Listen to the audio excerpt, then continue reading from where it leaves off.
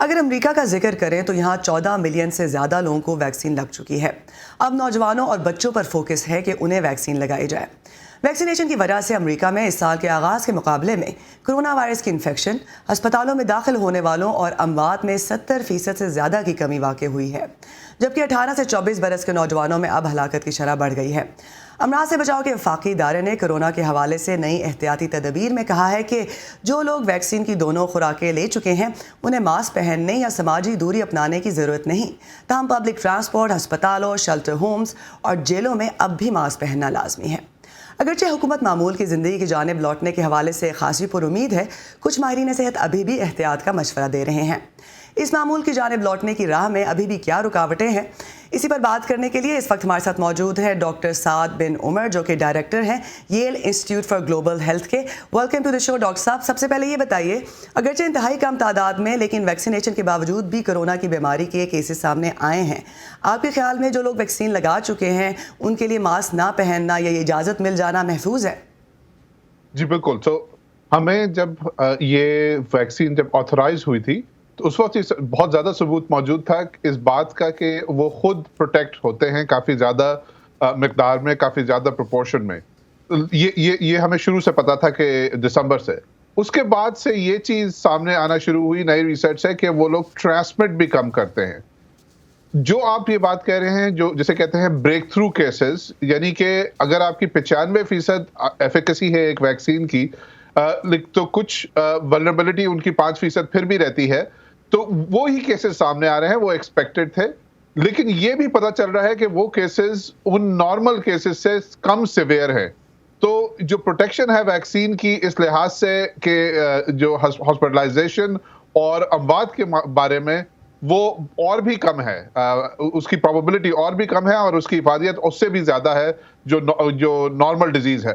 تو اس سب کو سامنے رکھتے ہوئے یہ فیصلہ کیا گیا ہے ریکمنڈیشن میں کہ جو لوگ خود ویکسینیٹڈ ہیں امریکہ میں، جو ویکسین استعمال ہو رہی ہیں جن پہ ریسرچ ہوئی ہے، یہ میں واضح کرتا چلوں کہ ہر ملک میں جو ویکسین استعمال ہو رہی ہے اس میں وہ سیکنڈری ریسرچ نہیں ہوئی، ان لوگوں کو یہ کہا گیا ہے کہ اب آپ ماسک کی ضرورت نہیں ہے۔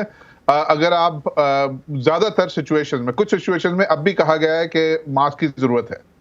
یہ بتائیے کہ دنیا میں مزید ویریئنٹس جو ہیں وہ ابھر رہے ہیں، اگر ہم بھارت کی بات کریں اور پھر وہ ویریئنٹ جو ہے ہمیں برطانیہ میں بھی دیکھنے کو ملا، تو امریکہ میں ماہرین صحت اس حوالے سے کتنے پریشان ہیں؟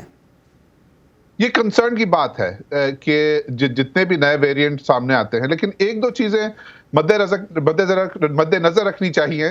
وہ یہ ہے کہ پہلی بات یہ ہے کہ جو ویکسین استعمال ہو رہی ہیں، جو ٹیسٹ کی گئی ہیں ان ویریئنٹ کے مقابلے میں، تو یہ فی الحال یہ سامنے آ رہا ہے کہ یہ ویکسین کی افادیت خاص طور پہ ہاسپٹلائزیشن اور اموات کے مقابلے میں وہ بالکل ویسی ہی رہے گی یا تقریباً اتنی ہی رہے گی، تو یہ ابھی پھر بھی افیکٹو ہے نئے ویریئنٹ کے سامنے۔ اور لیکن یہ ہر ویکسین کا تجربہ نئے ویریئنٹ کے لیے نہیں ہوا۔ یہ جو ویکسین امریکہ میں یوز ہو رہی ہیں، mRNA ویکسین اور ایک دو وائرل ویکٹر ویکسین، ان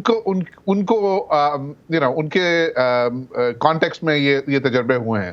یہ بتائیے ڈاکٹر صاحب کہ اب نوجوانوں پر فوکس ہے اور ابھی بھی ایک ایسی جسے کہتے ہیں لوٹ موجود ہے جو کہ ویکسین لگوانے سے یا تو گھبرا رہی ہے یا نہیں لگوانا چاہتی، یہ ہرڈ امیونٹی حاصل کرنے کی راہ میں کتنی بڑی رکاوٹ بن سکتا ہے؟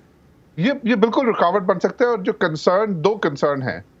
پہلی بات یہ ہے کہ جس طرح امریکہ میں، برطانیہ میں، ایسے ملکوں میں جہاں پہ ویکسین موجود ہے، اگر آپ کی پاپولیشن میں سے کچھ لوگ نہیں لگائیں گے تو یہ وائرس پھر بھی پھیلتا رہے گا، اور آپ کو یہ خدشہ ہے کہ ایسا ویریئنٹ اگر فیوچر میں، مستقبل میں سامنے آئے جو ویکسین سے ریزسٹنٹ ہو، تو پھر آپ کو پریشانی کا باعث بن سکتا ہے اور زیادہ۔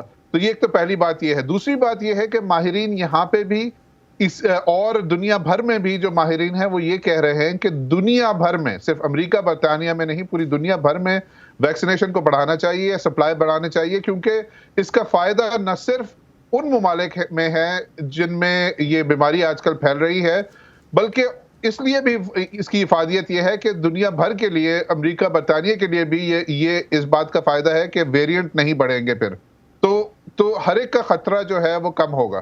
تو یہ دونوں چیزیں سامنے رکھنی چاہیے اور یہی چیز ماہرین کہہ رہے ہیں۔ ڈاکٹر سعد بن عمر ہمارا ساتھ دینے کے لیے بہت بہت شکریہ. ڈاکٹر سعد ڈائریکٹر ہیں Yale institute for global health کے.